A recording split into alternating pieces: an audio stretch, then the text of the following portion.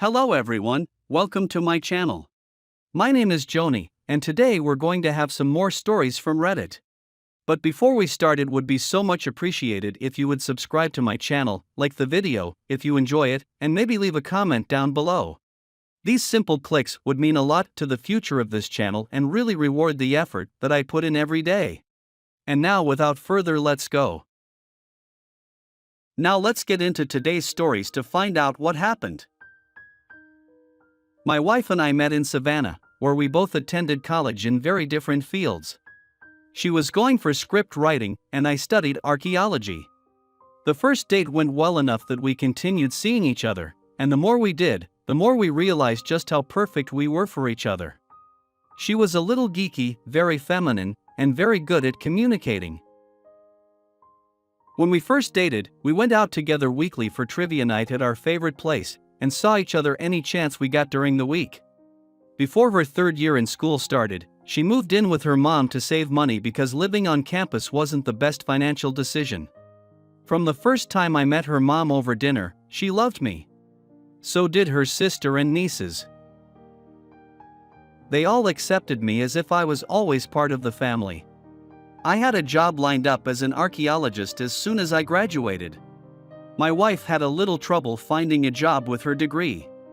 So she started writing scripts to submit to several streaming services and channel networks. None of those panned out. Meanwhile, I proposed and we moved into the house I bought. Regardless of her income, I knew I wanted to marry her. As my wife, she continued writing for about a year, but after that she caved in and got a job as a receptionist at a non-profit organization. I told her she didn't have to work a job she didn't like, but she promised she wanted to do it because sitting at home wasn't cutting it for her. That job lasted a total of 15 months before she quit and started her own home business. She started offering tarot card readings and selling little trinkets she made out of epoxy. Every Saturday, she went to the market with a cart full of her art projects to set up at a table. She decorated to look pretty inviting and mysterious. I was surprised at how much money she managed to pull in from doing this. As an archaeologist, I had to travel for work. I would be home for about 2 weeks at a time, then leave for up to 6 weeks at a time. The longest it ever was, which I didn't think was that bad. Sure, I missed the intimacy with my wife, but that's what makes marriage so sacred. You wait and remain loyal to your spouse, no matter what life throws at you, and when you reunite, it's the most rewarding relationship experience. I returned from a 6-week trip at one point, and after we had wonderful reunion intimacy, it seemed like something was bothering my wife.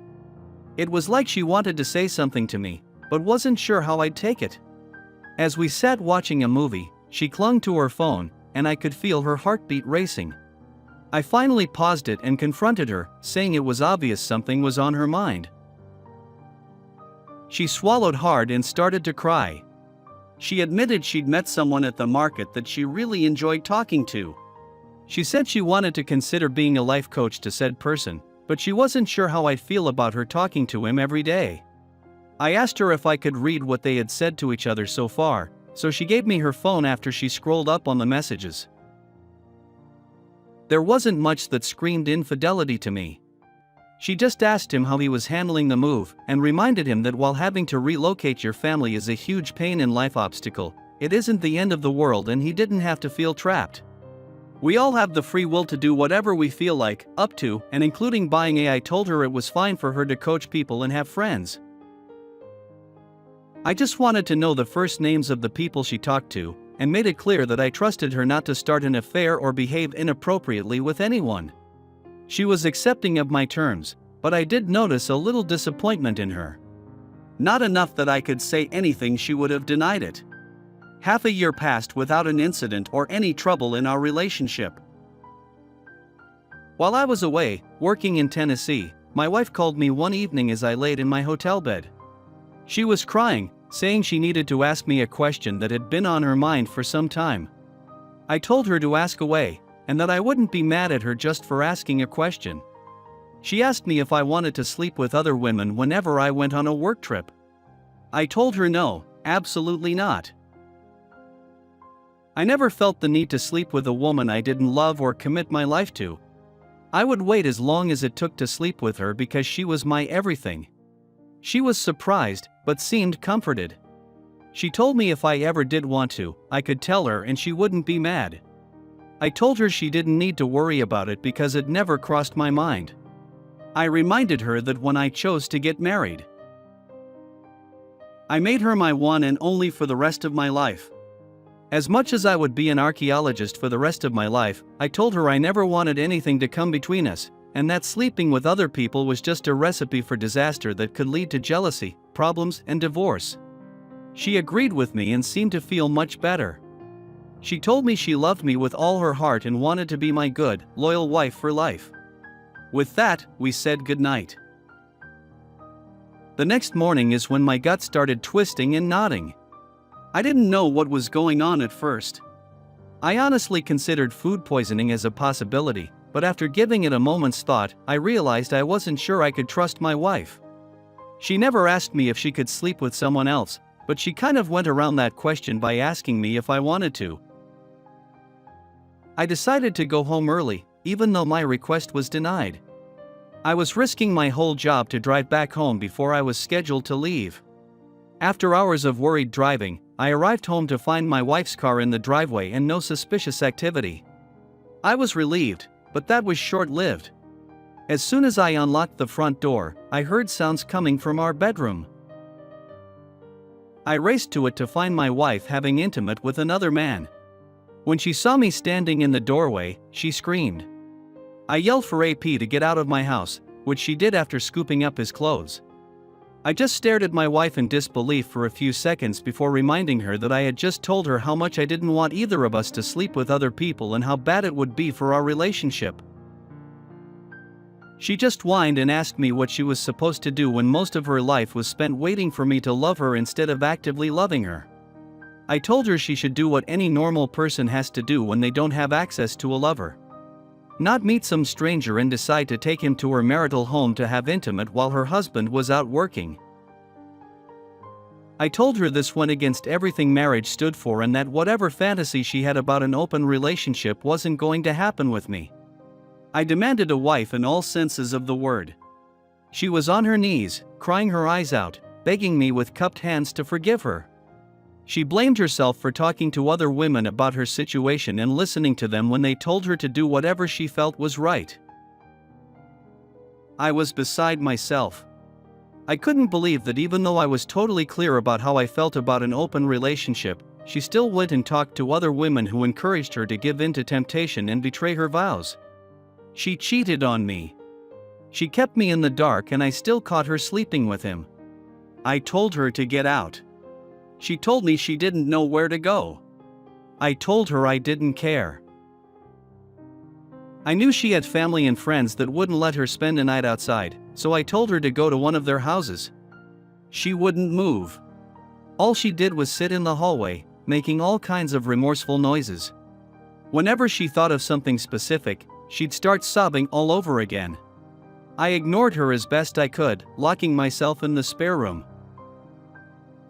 As annoying as it is, I was forced to stand my ground and share the house with her until she was ordered to vacate by the court when our divorce was final. While we lived separately under the same roof, I posted daily to social media about what she'd done, tagging all her profiles and business accounts to it. I commented on the pictures of her tarot table setup, making smart remarks that questioned her ability to even see her own future downfall. This definitely impacted her reputation. A lot of would-be customers took one look at her social media accounts and found at least one of my comments. It was enough that she lost all motivation to do it. She didn't even try getting a job in her degree field again. My testimony, along with the phone records I requested, were enough to avoid alimony payments. So, without any life prospects or motivation, my divorced ex moved back in with her mother, sister, and nieces. She's basically back to where she was in high school, except much older and sadder.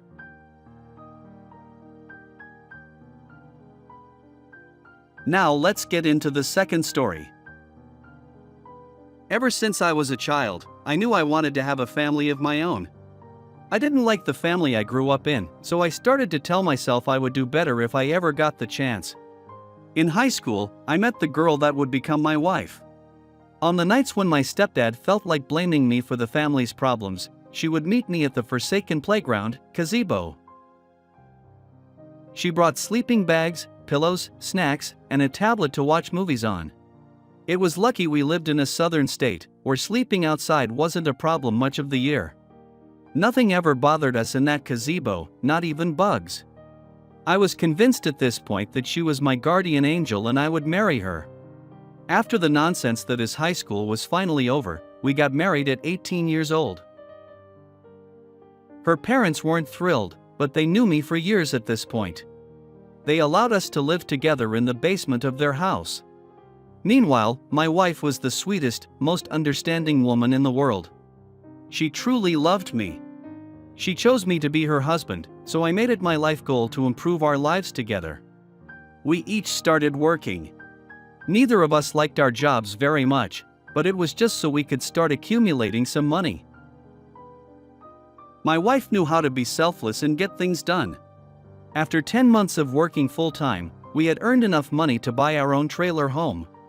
It was considerably nicer and larger than the basement. Together we could afford the lot rent and all the bills we acquired. My wife was lucky enough to get a job she wanted to work for the rest of her life.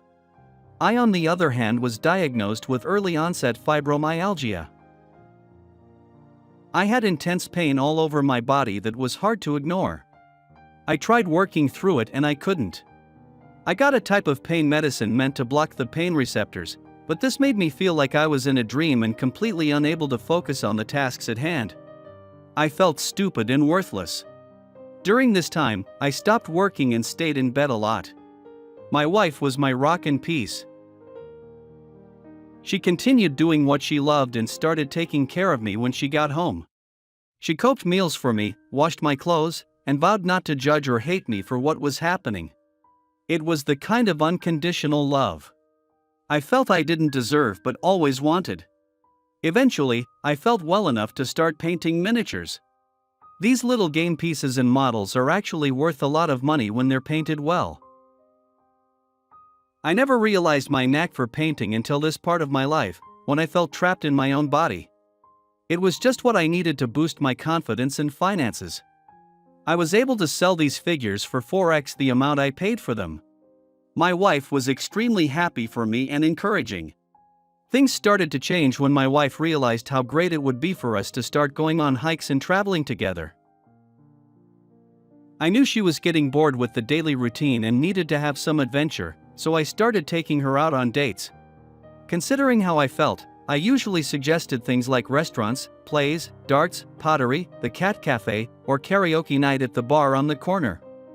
Sometimes even some of those took a lot of energy and brain power I just didn't have, but I did my best to show my wife I could be her man. 5 years after moving into the trailer, my wife didn't want to do these dates anymore. She really wanted to start going on hikes and doing things I just didn't want to do. I suggested she go without me and try to find a group of people to go with. She was all too willing to do that. It was like she was relieved that I suggested it. A few days later, she returned from what she claimed to be her first hiking trip with us. She was extremely happy when she told me about the hike, admitting that she mostly talked to one person who was extremely nice and outgoing. My wife called this friend a she, but I wondered if she was lying because of how my wife spoke to me and made eye contact. I just told her I was glad she was happy and hoped that wherever she went, she would remember how much I loved her. She blushed, said she always would, and kissed me. A few days after that, my wife asked me why I never went out with any of my friends. I told her I didn't need any friends. I was an introverted loner and stronger for it. All I needed was myself and my wife. She smiled and went quiet. The very next day she told me her dad needed help moving some stuff out of the basement. This was the exact kind of request I hated. I agreed to do it and headed to their house knowing that it wasn't going to be pleasant. When I returned home I could have sworn I saw a car back out of my driveway before speeding away. The timing was just close enough that I could see it from far away. I entered the house and asked my wife who was just here. She froze in her tracks, looking like a deer in the headlights. She slowly told me that no one was here. It was just her. I looked around and smelled the air like I was some kind of hound. My wife's face was turning red even though her body didn't move. I searched the house and our bedroom for any clues while she remained silent. It was weird. I found half a footprint by the front door. Like someone's shoes were wet and they stepped on the rug before taking them off. The shoe print didn't look like ours, but I couldn't rule it out. I sat on our bed and just had a gut feeling that something was wrong. My wife appeared in the doorway with her arms crossed. She called me Sherlock when she asked if I found anything. I walked up to her and tried to playfully pull her into the bed with me, but she refused, claiming she had to make dinner. 1 month later, my wife had gone on 2 more hiking trips. She took selfies with the group and supposedly pointed out the girl she'd been getting along with. Even though my wife had tried to suggest I get out of the house too, I didn't unless it was with her. I didn't feel right about leaving her in the house alone. I was painting in the spare room one evening, expecting my wife to get home much later. I felt a very faint thud on the floor. It was so faint that I thought it might have been the refrigerator or AC kicking on. A few minutes later, I had a terrible urge to walk around the house. I went into the living room, looked out the window, and didn't see my wife's car in the driveway. I got a drink from the kitchen, and as soon as I started to head back to the spare room, I heard something. I couldn't tell what it was, but I went to our bedroom door and found that it was locked. I was extremely confused because you can only lock the door from the inside. I got a lockpick and popped it open, which is when I heard my wife's worried voice. The door swung open, and I saw a naked man I didn't recognize get off my wife, grab his clothes, and leap out the open window. My wife was half covering herself with blankets, looking at me like a lost puppy. She started saying how sorry she was, but as soon as I started losing my mind, asking her what the heck I just saw, she got defensive. She said I wasn't an adventurous or active man, which really bothered her. With my voice cracking, I asked her if that gave her a right to cheat on me, to break our vows in our own bedroom while I was in the other end of the house. She was crying hysterically, defending herself while also admitting she was wrong. My vision started to spin and I passed out. When I came to, she was crying over me. I told her to leave. She said she couldn't because she was my wife. I told her she wasn't anymore, so she went to call her mom. When her mom realized what happened, she told her daughter how despicable she was. I knew she was being lectured because my wife couldn't get a word in. She was whining beside herself until her mom showed up at my house. She asked me if I was going to divorce her daughter the way she deserved, and I said yes. She immediately went to start grabbing her essentials so she could move out. My wife was just screaming. She wouldn't stop saying sorry and begging me for another chance.